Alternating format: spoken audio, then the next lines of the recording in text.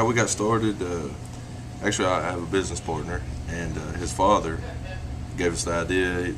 He saw something on the news, I don't know, and we just started looking into it a lot more. And I mean, it came to life. We built our own building and just figured out what we got to do. And I mean, we're just starting in the business. We've had 2 deals so far, so we're not far in the business, but we're getting there. The strengths would be there's nothing like that around here. I mean, as far as I know, I think we're the only sole electronic recycler in the state.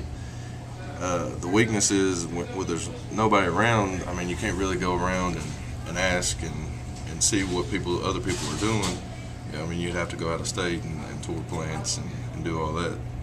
The opportunities in it, like I said, there's nothing like that around here, and there's a chance to build an industry, because I mean, you take the computers and you break them down. There's metals, there's glasses, there's all kinds of stuff, and if we can get our business going well enough to stockpile, all the glass and all the metals, and just piece it out and sell the metals to a metal refinery or a glass refinery to whatever. It could cause thousands of jobs. I mean, we just gotta get to that point. Let's see. That's all you got wrote down here. Anything you gotta ask? Can you apply for any grants or anything from the government? You can, but when you're applying for grants, you got to we need a bigger building. Personally, we need a bigger building, and we need a crusher. It's a machine that you could put anything into, and it'll separate. It's got different kind of gases and magnets in it, and it separates everything and puts it into bins for you, and you can mass produce everything like that. And when you're applying for grants, you can't just apply for a grant and they give you the money and you spend it however you want. You got to get your grant. You got to have a grant for your building, a grant for a crusher, any separate kind of thing. You just can't take the money and spend it the way you want. So yeah, you can have grants. And who's your partners? The government, private businesses, anybody? It's actually a boy I went to school with all my life. I played football with him. He knows. He's more of the computer kind of guy. He takes care of the technical part, and I handle more of the business kind of part. But he knows what he's doing, and I'm learning as I go. So that's the kind of partner I got. And I guess that's it. Thank you.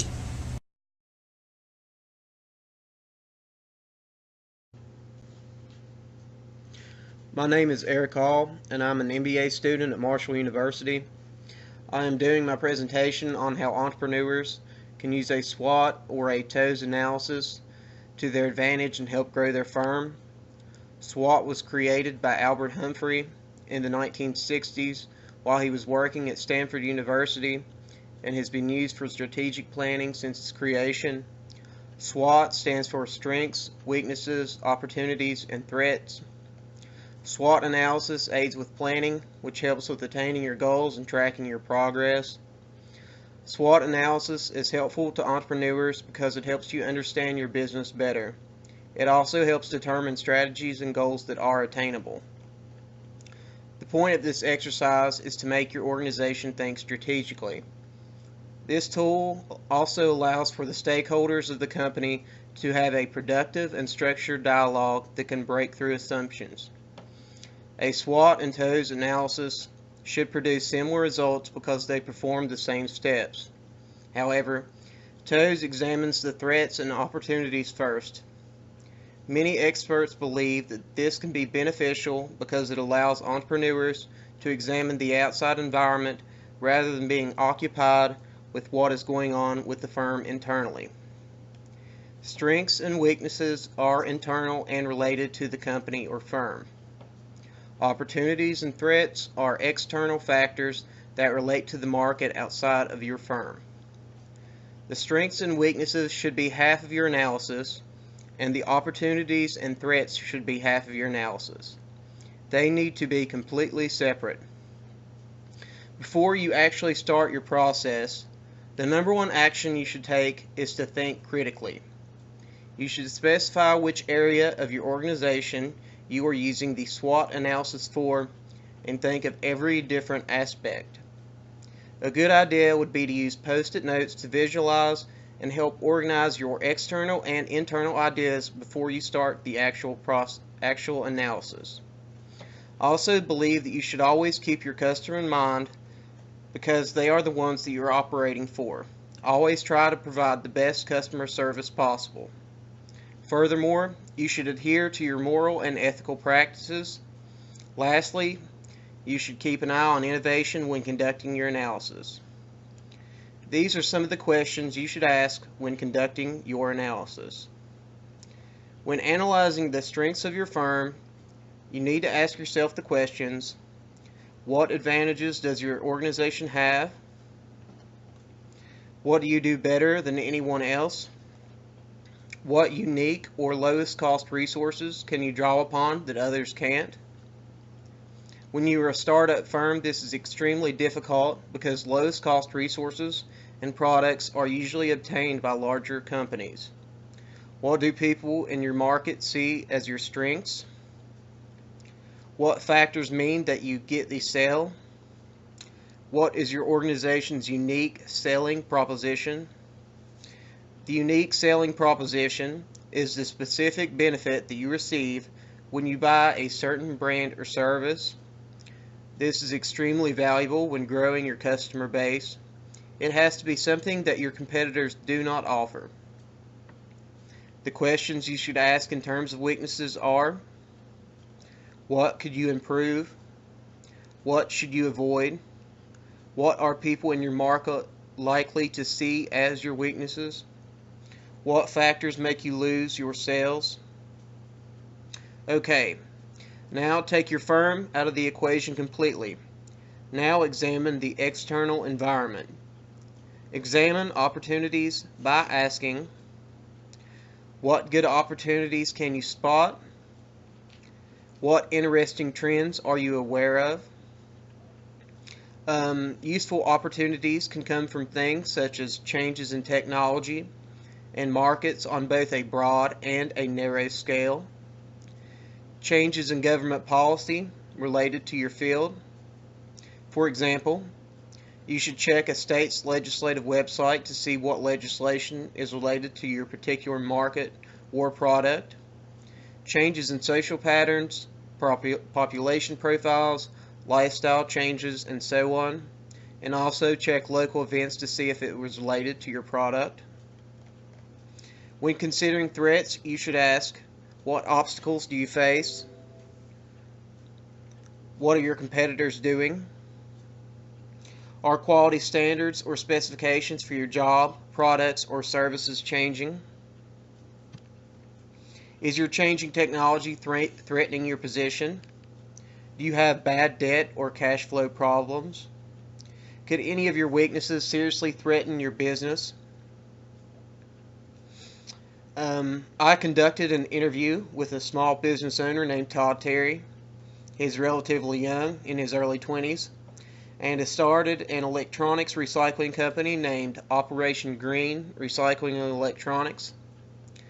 During our interview, we discussed his SWOT analysis. His strengths were that he and his partner each had different talents and had connections with both the local public and private sectors. They also provided data removal from CPUs and hard drives, which many recyclers do not offer. Their weaknesses were that they didn't have all the material and equipment they needed to maximize their profits. They had numerous opportunities. They are the only private electronic recycling company in their area. Also, laws are becoming more and more conscious about the environment. Their threats were the fluctuations of fuel prices and the raw materials. You can also use a TOES matrix. This matrix pairs together particular factors.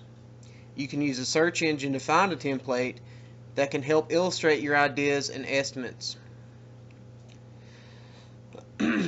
You can also pair these together. You can pair together strengths and opportunities. How can you use your strengths to take advantage of the opportunities? You can also pair together strengths and threats. How can you take advantage of your strengths to avoid real and potential threats? Weaknesses and opportunities. How can you use your opportunities to overcome the weaknesses you're experiencing? Weaknesses and threats. How can you minimize your weaknesses and avoid threats?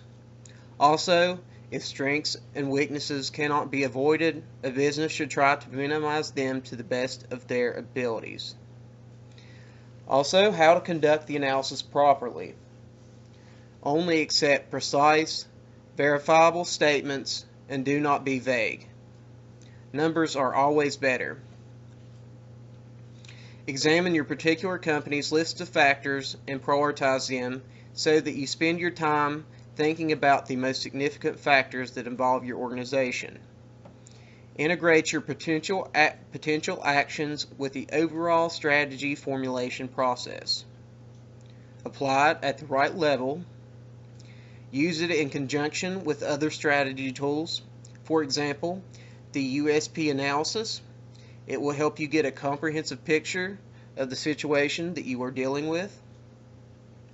Also, when you conduct your analysis, be both realistic and rigorous. While the SWOT analysis or matrix is usually used for profit-making businesses, it can also be used in the nonprofit and government sectors which require an objective to be completed. An example of this would be crisis planning. I would like to thank you for watching my video.